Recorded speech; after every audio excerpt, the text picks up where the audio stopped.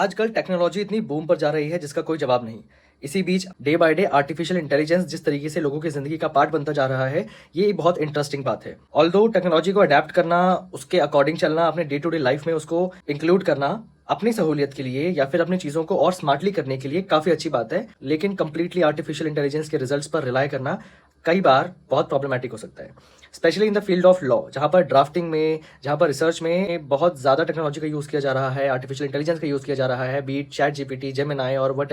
But हम ये सब करते हुए ये भूल जाते हैं कि जो रिजल्ट्स आर्टिफिशियल इंटेलिजेंस द्वारा हमको इन प्लेटफॉर्म्स पर मिल रहा है, इसको वेरीफाई करना भी बहुत ज़्यादा ज़रूरी है। बिकॉज अगर इसको वेरीफाई नहीं किया तो ये बहुत ज़्यादा मिसलीडिंग हो सकता है। रिसेंटली ऐसे बहुत से इंसिडेंट्स हुए हैं जहाँ पर लॉयर्स के द्वारा फाइल किए गए ड्राफ्ट्स में ऐसे जजमेंट्स का प्रयोग किया गया जो कि आर्टिफिशियल इंटेलिजेंस के इन प्लेटफॉर्म्स के द्वारा सजेस्ट किया गया था ड्यूरिंग देयर रिसर्च। उनको उन्होंने ड्राफ्ट में इंक्लूड किया, बट बाय द टाइम ये पता चला कि ये जजमेंट्स, ये केसेस कहीं एग्जिस्ट ही नहीं करते और एआई ने इसको फैब्रिकेट करके आपको प्रेजेंट किया just to make the submission strong. But recently एक बहुत इंटरेस्टिंग मैटर सामने, जहां पर सुप्रीम कोर्ट में एक पिटिशन फाइल की गई एक सिविल कोर्ट की जजमेंट के अगेंस्ट, जहां पर जजमेंट में कुछ केसेस पर रिलाय किया गया था, वो साइटेशंस उस जजमेंट में डाली गई थी। और बाद में जब जजमेंट पास हो गया तो ये पता लगा कि जिन जजमेंट्स पर, जिन केसेस पर रिलाय करके ये जजमेंट दिया गया है सिविल कोर्ट के द्वारा, वो जजमेंट एग्जिस्ट ही नहीं करती और ये आर्टिफिशियल इंटेलिजेंस द्वारा सजेस्ट किया गया था। इसका ग्राउंड बनाकर पिटिशनर सुप्रीम कोर्ट गए और सुप्रीम कोर्ट ने इस बात का बहुत सीरियस कंसिडरेशन किया कि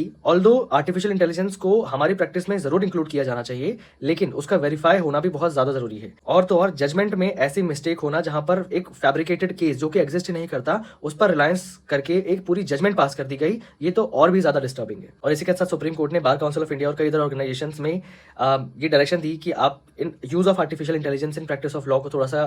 कंट्रोल करिए, इसके ऊपर कुछ गाइडलाइंस लाइए ताकि ऐसी चीजें से लॉ प्रैक्टिस में किसी को प्रेजुडिस ना हो सके, किसी के साथ इनजस्टिस ना हो और साथ ही टेक्नोलॉजी और आर्टिफिशियल इंटेलिजेंस का सही प्रयोग हो सके।